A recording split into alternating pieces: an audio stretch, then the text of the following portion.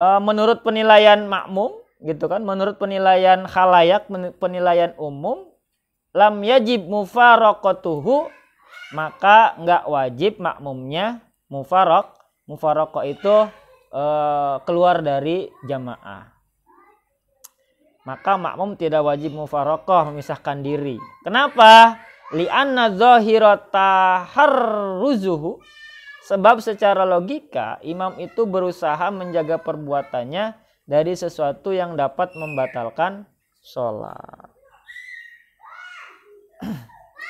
Ya, jadi nggak apa-apa kalau imam lagi sholat kemudian dehem, secara penilaian itu kayak ada dua huruf gitu kan, ha dan mim misalkan, atau huruf yang lain, maka kata selama ada uzurnya, misalkan karena dahak segala macamnya, itu nggak mesti mufaraqah, salat jamaahnya nggak bubar. Kemudian dilanjutkan, li'anna zahirata harrufuzuhu anil mubtilati. Naam, indalas qarinatun halihi ala adami udrihi. Memang demikian apabila ada tanda pekerjaan imam itu tanpa uzur. Jadi kalau ada tandanya,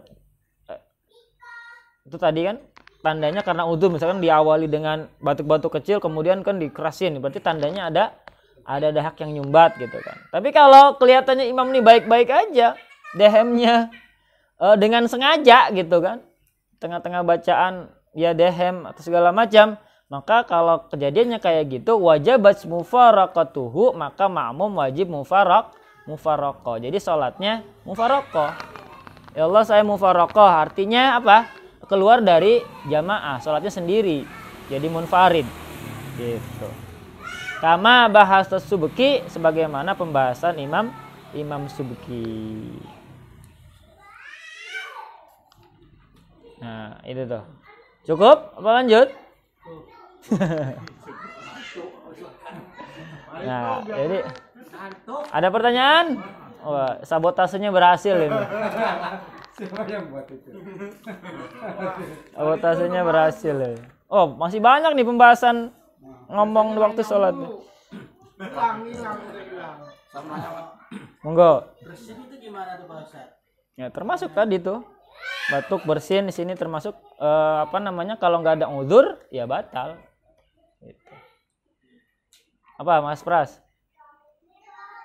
Jadi pernah di suatu kondisi imamnya adalah tiba-tiba dia batal tuh, langsung pergi. Ya. Posisi lagi apa? Sujud? Imam lagi berdiri Pak. Oh, berdiri. Kalau salah maghrib itu di rakaat ketiga. Dia mau kentut kali. Ya. Mungkin dia batal wudunya gitu kan? Waduh, bingung gimana ya, mau maju tadinya.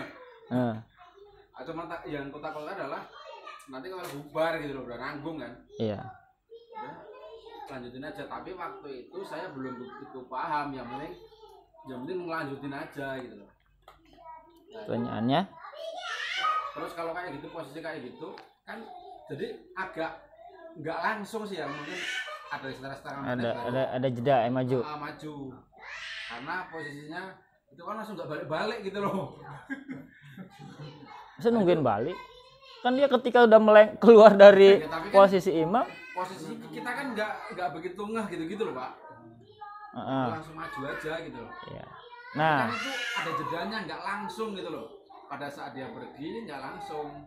Nggak apa-apa. Karena nunggu yang lain siapa yang maju nih gitu loh Pak. Nah, makanya jamaah itu juga harus sama-sama paham. Makanya ada kayak semacam makmum cadangan. Siapa? Orang yang berdiri persis di belakang imam. Dia yang harusnya maju.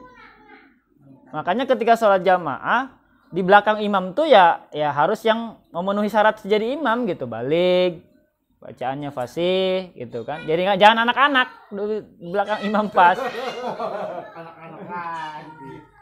Kalau misalkan anak-anak di sini, bapak-bapaknya di pinggir, repot itu. Maka yang seharusnya menjadi imam pengganti itu adalah makmum yang persis berdiri di belakang imam, yang terdekat dengan imam. Otomatis kan dia orang pertama yang tahu kan. Ya tapi kalau di situasi saya itu nggak ada yang maju, Pak. Ya, nunggu. Berdua itu mau nggak mau maju. Nah, kalau yang majunya betulan berdua?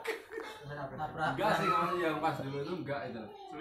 Sulit. Nah, cuman kan waktu itu belum begitu ngeh masalah hukum kalau kita tiga gerakan itu loh, Pak. Apa? Ya majunya jangan terlalu maju juga, maju satu langkah cukup. Enggak, maksudnya saya di barisan kedua maksudnya. Sub kedua.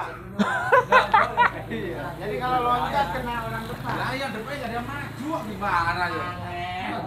Lalu gini aja begini. Iya gitu. Nah, terus nabrak yang di depan dong gimana? Ngelewatinnya gimana? Lewatin aja, nonong. Ada istilahnya. Apanya? Nabrak aja terus pada belah gini. Tapi udah ngomong kan Mas. Apa? Udah ngomong kan. Awas.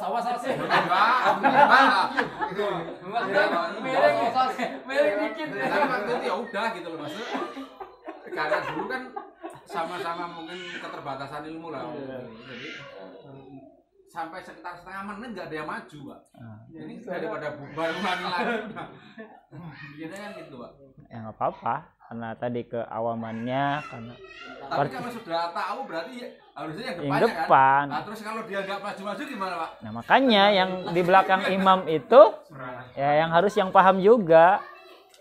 Makanya disitulah pentingnya ngaji, biar sama-sama paham. Gitu. Apa sih Dek? Bawa apa itu? Masya Allah, bawa rumput. Berarti kalau mungkin kedepannya jadinya kalau di belakang imam paling enggak 3 orang di belakang imam itu memang benar-benar harus Ya, seandainya udah standby. amit-amit ya ada yang itu harus segera ya. Iya. Kalau ada apa-apa sama imamnya batal, misalkan wudunya kan imam juga manusia. Kadang mungkin lagi sholat nggak ketahan, pengen buang gas gitu kan, atau pengen buang air kecil, dia tinggal keluar dari sholat. Tapi kalau bisa, apalagi kalau posisinya lagi sujud, ya cari dulu posisi atau dia bilang subhanallah lah begitu, biar kasih tanda ke makmum yang di belakangnya gitu. Nah makanya syarat masjid itu sebenarnya harus ada pintu samping tuh di depan imam tuh, supaya imam itu bisa keluar. Karena kalau lewat nerobos jamaah kan nggak etis juga. Gitu.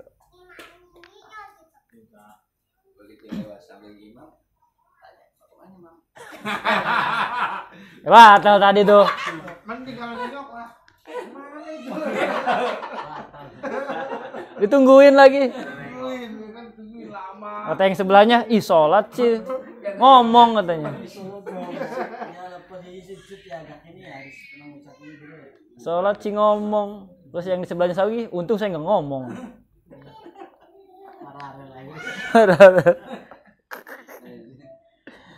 Nah, situ pentingnya kita sama-sama belajar, sama-sama paham tentang ilmu sholat. Nah, imamnya loncat ke belakang. Batalin semua kata dia.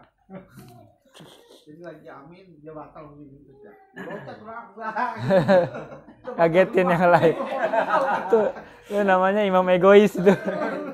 Batal semua kan sama dengan itu Pak, ada cerita di WA juga kan. Begitu selesai imam, terus imam bilang, mohon maaf para jamaah, saya sebenarnya nggak punya udhu tadi. Kata imamnya, buang biar. Paling enggak lagi amin, dia langsung loncat ke belakang begitu kan. Itu batal semua. Dia mau udah lari. Udah pada ketawa jadinya. Nah kalau yang punya penyakit gimana? Walawi betul ya saksun binawi su'alin. Satu lagi nih Pak Thomas. Kalau seorang yang terkena penyakit umpamanya terus menerus batuk, kan ada tuh orang yang bentar-bentar dehem, bentar batuk gitu. Karena mungkin ya udah bawaan dia kayak gitu kan. Binawi su'alin daimin bihaitsu lam yakhlu zamanun minal waqti yasahu shalah. Bila su'alin mubtilun qala syekhun alladzi yazharul afu anhu wala qada'a alaihi syaufa. Seseorang yang terkena penyakit umpamanya terus-menerus batuk hingga tidak ada waktu senggang atau kosong yang mencukupkan sholat tanpa batuk yang dapat membatalkan sholat. Hal ini sesuai dengan pendapat Syekhuna bahwa penyakit batuk seperti itu dapat dapat dimaafu atau dimaafkan. Kemudian jika ia sembuh, nggak usah dikodo sholat yang tadi itu, nggak apa-apa. Itu ya kalau memang punya sakit yang seperti itu. Cukup nih, cukup.